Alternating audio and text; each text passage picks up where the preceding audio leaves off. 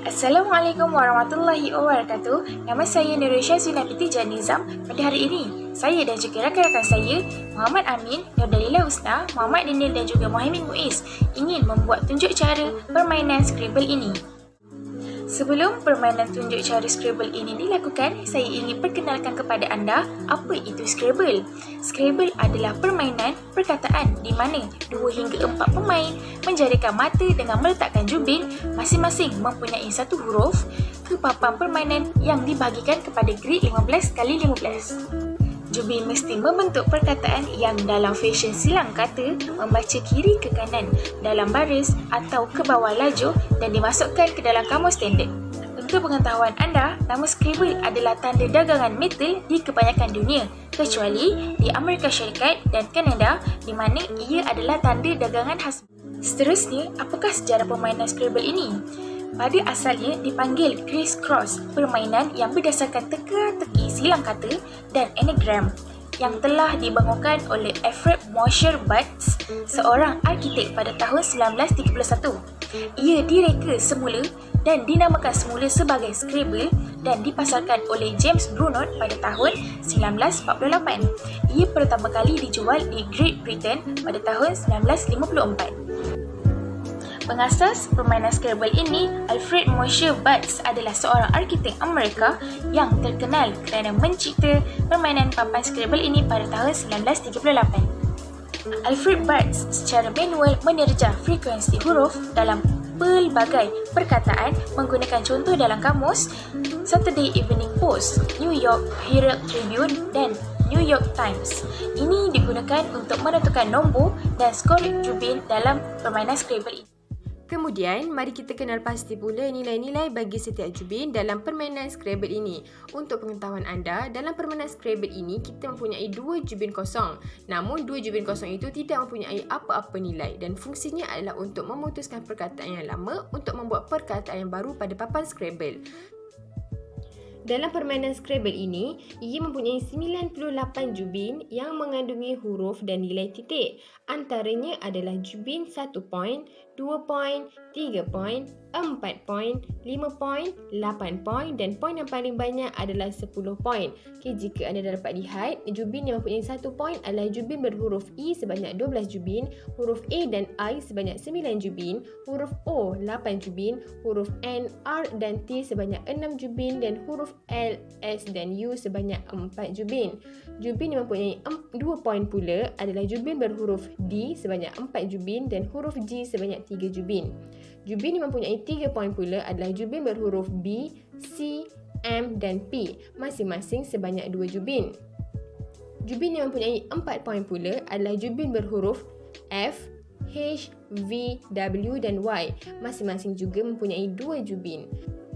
Kemudian, jubin yang mempunyai 5 poin adalah jubin berhuruf K sebanyak 1 jubin sahaja. Dan jubin yang mempunyai 8 poin adalah jubin berhuruf J sebanyak 1 jubin dan huruf X sebanyak 1 jubin. Okay, jubin yang mempunyai paling banyak poin adalah 10 poin iaitu huruf Q dan huruf Z masing-masing sebanyak 1 jubin sahaja. Jadi, dalam permainan Scrabble ini, kita memerlukan 100 jubin untuk dimainkan, di mana 98 jubin mempunyai nilai dan 2 jubin tidak mempunyai nilai. Baiklah, sekarang tanpa membuang masa, mari kita lihat bagaimana rakan-rakan kami bermain Scrabble ini secara online. Mari kita saksikan.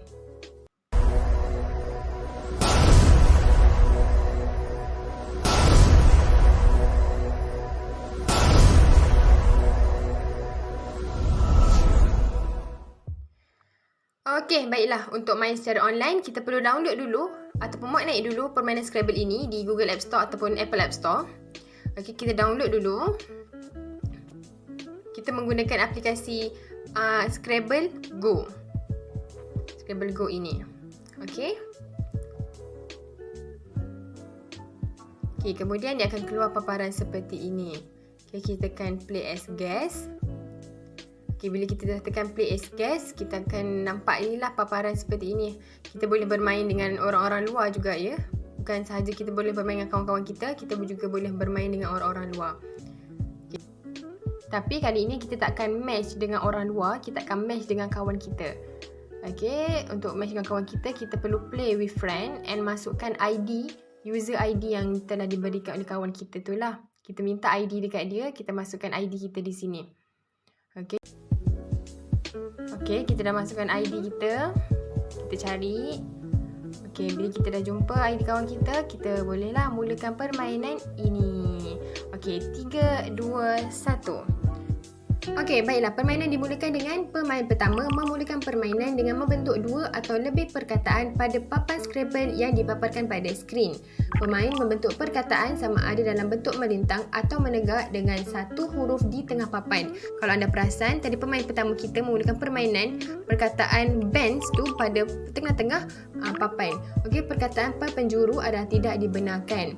Okey, kemudian lengkapkan giliran dengan menekan butang submit di bahagian bawah jika perkataan yang hendak disubmit itu bertukar berwarna hijau. Okey, jika anda perasan, okey, perkataan host itu bertukar warna hijau, baru kita dibenarkan untuk menekan butang submit di bawah. Okey, selepas kita submit perkataan kita yang telah kita letakkan di papan Scrabble, okey, kiraan markah atau kiraan skor akan dikira sendiri oleh aplikasi ini. Okey, nama pun bermain secara online kan. Jadi, kiraan markah itu akan dikira sendiri secara automatik. Namun, jika kita main secara tradisional, kiraan skor atau kiraan markah tu hendaklah dikira sendiri merujuk pada nilai jubin yang telah saya nyatakan pada sebelum ini. Okey, selepas kita menekan butang submit, selepas kita submit kita punya perkataan pada papan Scrabble, rak jubin kita akan diisi secara automatik. Okey, pastikan rak jubin kita ni sentiasa berjumlah 7 jubin supaya kita mudah untuk membuat perkataan yang baru. Apabila tiba giliran pemain kedua, mereka boleh menambahkan satu atau lebih huruf pada ayat yang sudah dibentuk oleh pemain pertama. Huruf yang diletakkan pada papan tersebut mestilah diletakkan secara melintang ataupun menegak pada papan Scrabble tersebut. Jika perkataan tersebut bertukar menjadi warna hijau, maka perkataan tersebut dibenarkan untuk diletakkan pada papan Scrabble Go. Jika pada masa yang sama, huruf yang disusun bersebelahan dengan huruf yang telah diletakkan pada papan tersebut, ia mestilah menjadi satu perkataan yang lengkap. Jika huruf yang telah disusun pada papan Scrabble akan diletakkan secara automatik mengikut jumlah huruf yang diletakkan pada papan Scrabble. Tiada jubin yang boleh dipindahkan atau diganti selepas ia dimainkan dan disubmit.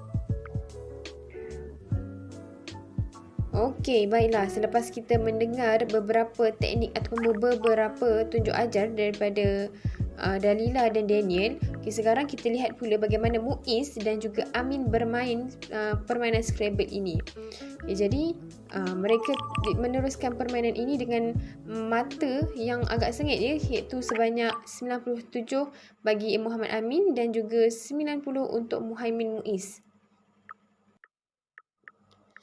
Okey, sebenarnya bermain secara online ini adalah lebih mudah daripada kita bermain secara tradisional.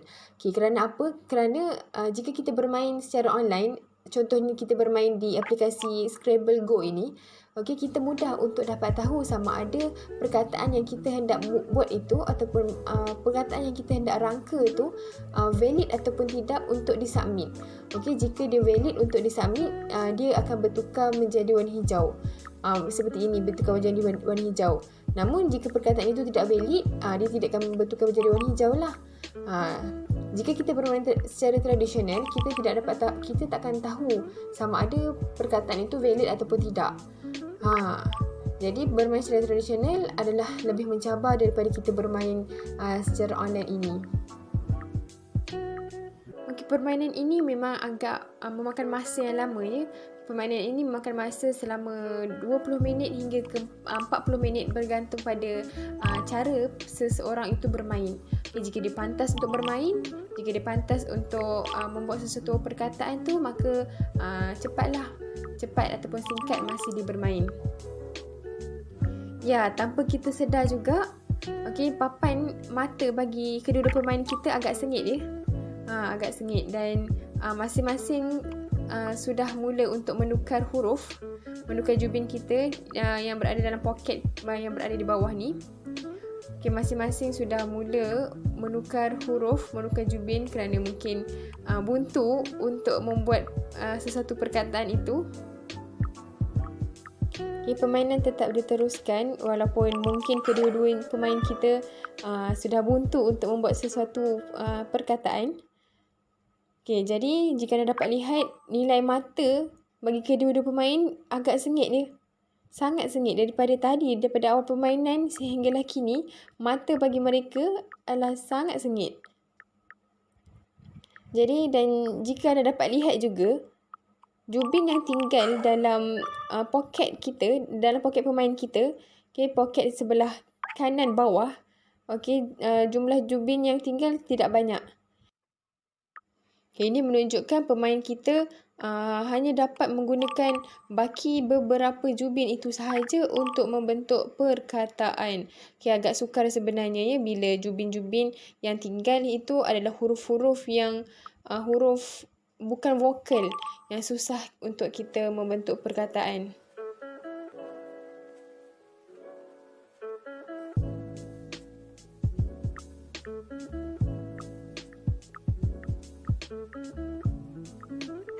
Okey, jika kita dapat lihat, jubin yang tinggal pada kedua-dua pemain tinggal sedikit. Kantung yang berisi jubin juga telah kosong. Beralih kepada pemain pertama, nampaknya dia mengalami kesukaran untuk menghabiskan jubinnya. Begitu juga dengan pemain kedua. Setelah pemain-pemain menyusun jubin mereka, jubin yang tinggal pada mereka hanya tinggal 2 atau 3 jubin sahaja. Kini tiba giliran pemain pertama untuk meletakkan jubinnya. Okay, permainan bertambah sengit apabila pemain kedua kita hanya tinggal 2 jubin sahaja, iaitu huruf J dan huruf L. Okay, jadi dia terpaksa skip giliran dia untuk submit jawapan kerana kehabisan huruf yang sesuai untuk dia membentuk sebuah perkataan. Kini tiba giliran pemain pertama untuk meletakkan jubinnya. Setelah mencuba beberapa kali, akhirnya pemain pertama memutuskan untuk menyerah kalah. Dan secara serta-merta, pemenang akan jatuh kepada pemain kedua. Tepuk tangan, yeay! Dapat beberapa kebaikan permainan Scrabble, iaitu meningkatkan kemampuan intelektual. Kita harus berfikir secara kreatif dan evolutif untuk memenangkan permainan ini. Ketiga-tiga cara berfikir tersebut membuatkan kita membuatkan kita tidak hanya mengenal kata dasar dalam English vocabulary, tetapi juga kata-kata dalam bidang sains, filsafat, sejarah dan sebagainya. Selain itu, ia dapat merapatkan hubungan sesama pemain. Ketika kita berkumpul dengan kawan-kawan maupun ahli keluarga, kita boleh mengajak mereka bermain bersama-sama.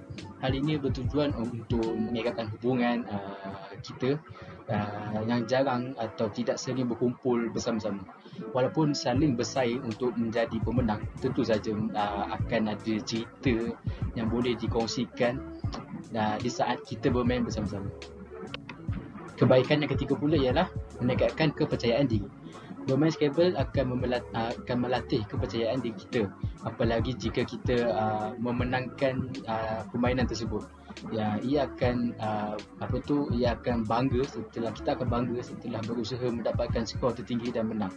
Lama kelamaan, kepercayaan diri ini bisa kita aplikasikan dalam berbagai keadaan seperti percaya diri saat menghadapi cabaran.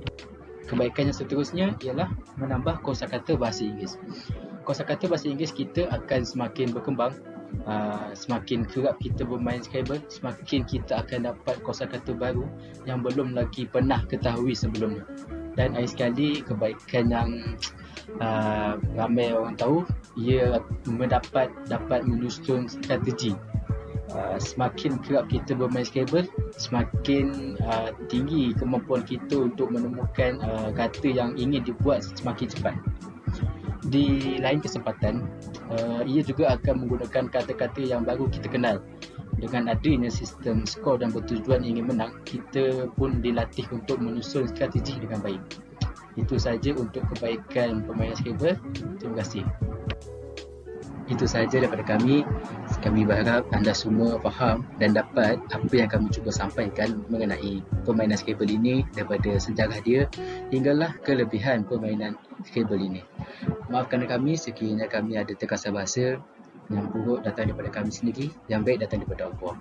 Saya ingin mengakhiri perbincangan ini dengan serangkap pantun. Kalau ada sumur di ladang, bolehlah saya menumpang mandi. Kalau ada umur yang panjang, bolehlah kita berjumpa lagi. Assalamualaikum.